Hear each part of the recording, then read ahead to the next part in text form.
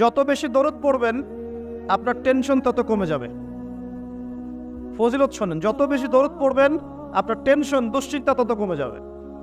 যত বেশি দরুদ পড়বেন আল্লাহ তত রহম করবে আপনাকে, আপনার গুনাহ তত মাফ হবে, আপনার নেকির পাল্লা তত ভারী হবে এবং মুহাম্মদ সাল্লাল্লাহু আলাইহি ওয়াসাল্লামের সুন্নতের উপর আমল করা আপনার জন্য সহজ হবে। আর সবচেয়ে বড় কথা, কিয়ামতের দিন আপনার পক্ষে নবী সাল্লাল্লাহু আলাইহি ওয়াসাল্লাম স্বয়ং সুপারিশ করবেন ইনশাআল্লাহ, যদি আপনি বেশি বেশি দরুদ পড়তে পারেন। কমপক্ষে সকালে 10 বার এবং সন্ধ্যায় 10 বার পড়বেন আল্লাহুম্মা সাল্লি ওয়া সাল্লিম আলা নবিয়িনা মুহাম্মদ। আমি 3টা দরুদ পড়তে উৎসাহিত করি।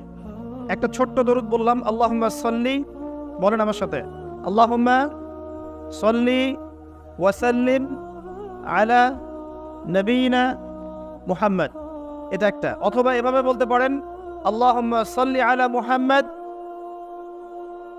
ওয়া সাল্লিম, আল্লাহুম্মা সাল্লি আলা মুহাম্মদ ওয়া সাল্লিম।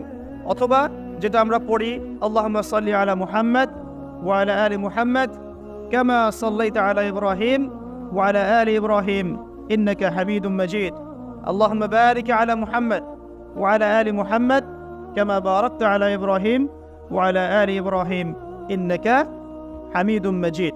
এই দরুদের অর্থ কয়জন জানেন? হাত উঁচু করেন দেখি। মাশাআল্লাহ, ঠিক আছে। অর্থ জানতে হবে।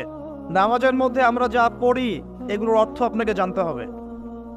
সানার মধ্যে কি পড়ছেন, আল্লাহু আকবারের অর্থ কি, আজানের অর্থ কি, ইকামতের অর্থ কি, এই যে কদ কামাতিস সালাহ বলছে এর অর্থ কি, আসসালাতু খায়রুম মিনান নাওম এগুলোর অর্থ কি, সূরা ফাতিহার অর্থ কি, একটা সূরা মিলাচ্ছেন সূরা ইখলাসের অর্থ কি, রুকুর তাসবিহতে আপনি কি পড়ছেন, সামি আল্লাহু লিমান হামিদা মানে কি, রব্বানা ওয়া লাকাল হামদ মানে কি, সিজদায় গিয়ে আপনি কি পড়ছেন, তাশাহুদের অর্থ কি, দরুদের অর্থ কি, দোয়ায়ে মাসুরের অর্থ কি, এগুলোর অর্থ আপনাকে জানতে হবে।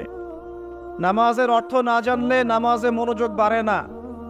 নামাজে যত বেশি অর্থ জানবেন নামাজের মনোযোগ তত বাড়বে ইনশাআল্লাহ। অনেকে অভিযোগ করেন না যে নামাজ পড়ছি মনোযোগ বসে না, আছে না? নামাজ পড়ি মনোযোগ এদিক ওদিক ঘোরাফেরা করে, মানুষ বলেন এগুলা। একটা বড় কারণ, মেজর কারণ হচ্ছে নামাজে যা পড়ি আমরা তার অর্থ আমরা জানি না। এটা একটা প্রথম কথা। এর অর্থ পড়তে উৎসাহিত করলে কিছু মানুষ আবার বিতর্কিত করতে চায়, কিন্তু অর্থ না জানলে আপনি মূল ফ্লেভারটা পাবেন না। তোতা পাখির মতো খালি মুখস্থ করে গেলে আর পড়ে গেলে আপনি মূল যে মেসেজ সেটা পাবেন না কখনোই। মনে করেন নামাজের কথাগুলো আমরা বাংলায় বলছি, মনে করেন কথার কথা, যে মাথা নত করে আপনি বলছেন সুবহান রাব্বিয়াল আ'লা, মহা পবিত্র আমার রব যিনি সর্বোচ্চ, এটা আপনি বাংলায় বলছেন। আপনি বুঝতে পারছেন না অর্থটা? যখন আপনি বুঝতে পারছেন তখন আপনার ভিতর বিনয় আসছে না? আল্লাহর প্রতি বিনয় আসছে না? আপনি দোয়া করছেন আল্লাহর কাছে হাত তুলে, আল্লাহুম্মা আতিনা ফিদ দুনিয়া হাসানা ওয়া ফিল আখিরাতি হাসানা ওয়া কিনা আযাবান নার। আপনি এর অর্থ জানেন না, আপনি কি এর ভিতরে ঢুকতে পারলেন?